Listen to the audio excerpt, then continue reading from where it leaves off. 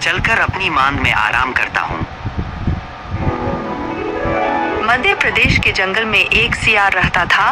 वह बहुत ही आलसी और कामचोर था। वो दिन भर अपनी मांद में ही पड़ा रहता था। उसके आलसपन से उसकी पत्नी भी उससे परेशान ही रहती थी। बच्चों के लिए खाना भी उसके पत्नी को ही लाना पड़ता था। लेकिन ऐसा कितने दिनों तक चलता। एक दिन उसकी पत्नी उस पर चिल्लाई, बस अब बहुत हो चुका। या तो आप शिकार करने जाइए या मैं ही अपने मायके चली जाती हूँ। बेचारा सियार ठंडी जमीन पर लेटकर बहुत ही अच्छा सपना देख रहा था। सियारिन के फटकार से उसके सपने का कबाड़ा हो गया। कितना अच्छा सपना देख रहा था। थोड़ा और सो लेने देती तो क्या घट जाता तुम्हारा। सत्यानाश कर दी मेरे सपने का। बस सपने ही देखो और कोई काम धंधा तो है नहीं तुम्हें। लास्ट बार समझा रही हूँ, शिकार करने जाते हो कि मैं अपने मायके जाऊँ। ठीक है भाग्यवान, जाता हूँ। तुम तो नहा धोकर मेरे पीछे ही पड़ गई हो। जब देखो तब कोसती रहती हो। आज तो मैं शिकार करके ही आऊंगा। यह कहकर सियार निकल पड़ा। सुनो, इंसानों की बस्ती की ओर मत जाना। वह तुम्हें देखेंगे तो डंडों से मार के खदेड़ देंगे। यह सुनते ही सियार की आंखें चमक उठी। वह तेवर में आकर बोला, रोज रोज ताना देती रहती हो, अब तो मैं इंसान का ही शिकार करके लाऊंगा। ऐसा बोलकर सियार बस्ती की ओर चल पड़ा। थोड़ी ही देर में सियार बस्ती के समीप पहुंच जाता है, परंतु बस्ती में घुसने की उसकी हिम्मत नहीं हो रही थी। सियारिन से बोल तो दिया हूँ, परंतु इंसानों का शिकार करना किसी चुनौती से कम नहीं है। सुना हूँ कि वह हम सियारों को पकड़ लेते हैं तो बहुत मारते हैं, और बिना शिकार लिए घर जाना खतरे से खाली नहीं है। सियारिन गुस्से में है। हो ना हो वह आज मेरा ही शिकार न कर दे। ऐसा करता हूँ, थोड़ा देर इंतजार कर लेता हूँ। जब बस्ती शांत हो जाए तब अंदर जाऊंगा। वहाँ चूहा बिल्ली जैसे कुछ ना कुछ तो मिल ही जाएगा।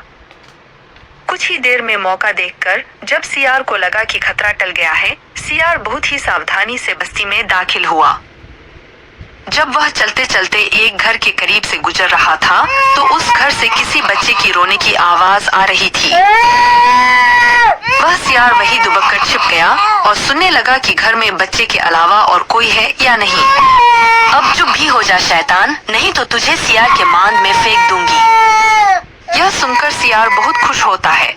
इधर बच्चा था कि चुप होने का नाम ही नहीं ले रहा था। बच्चा चुप नहीं हो रहा है, अब तो जरूर यह बच्चे को मेरी मांद में डालने आएगी। वाह, शिकार तो खुद ही मेरे पास आने वाला है। फिर मैं भला यहाँ क्यों खड़ा रहूं?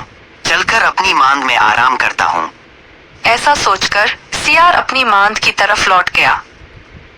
मांद में पहुंचते ही उसे देखकर, अरे इतनी जल्दी वापस आ गए, और शिकार कहाँ है?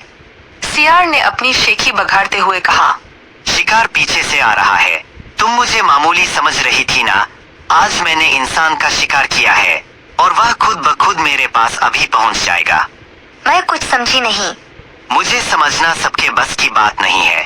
थोड़ी देर रुको, सब समझ जाओगी। अब सियार आराम से जमीन पर लेट गया और शिकार के आने का इंतजार करने लगा। कुछ देर बाद, कहाँ है आपका शिकार? अब सियार भला क्या जवाब देता? उसे तो कुछ समझ में ही नहीं आ रहा था। रुको, देखकर आता हूँ।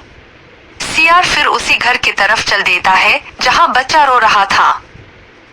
वह वहां पहुंचकर छुप के उस घर की बातें सुनने लगता है। तभी, अजी सुनते हो, आजकल हमारे बस्ती में सियारों का आना जाना बहुत हो गया है।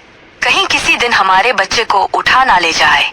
आप जरा बाहर देख कर आइए, कहीं कोई सियार तो नहीं घूम रहा है। हाँ, ठीक ही कह रही हो, मैं अभी देख कर आता हूँ। यदि सियार दिख गया तो उसे जिंदा नहीं छोड़ूंगा। यह बात सुनते ही सियार की पेंट गीली हो गई और वह पलक झपकते ही वहां से 9-2-11 हो गया। भागते भागते सियार अपने मांद में पहुंचता है। उसे ऐसे घबराए देख सियारिन ने पूछा, क्या हुआ जी? ऐसे भागते हुए क्यों आ रहे हो? अरे बात मत करो, आज तो मरते मरते बचा हूँ। यह इंसान भी बड़े विचित्र होते हैं, कहते कुछ और हैं और करते कुछ और हैं। क्या मतलब है आपका? मैं कुछ समझी नहीं, मुझे पूरी बात तो बताओ। सियार ने उसे पूरी घटना सुनाई। आप केवल आलसी ही नहीं, बेवकूफ भी हो। भला कोई माँ अपने बच्चों को क्यों मारेगी? और तुम भी उनके बातों में आ गए। वो तो अच्छा हुआ कि उनकी निगाहें आप पर नहीं पड़ी, वरना वो आपको छोड़ते नहीं। अब सियार को अपने मूर्खता पर हंसी आने लगी। फिर दोबारा कभी वह उस बस्ती की तरफ नहीं गया।